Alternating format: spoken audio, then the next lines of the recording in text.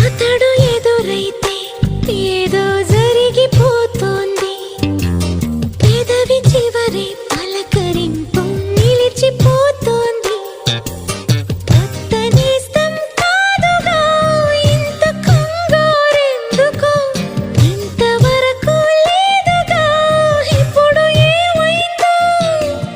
కనివిని ఎరుగని చిలిపి అలజడి నిలుపలేక తెలుసునా తెలుసునా మనసుకి తొలి కదలి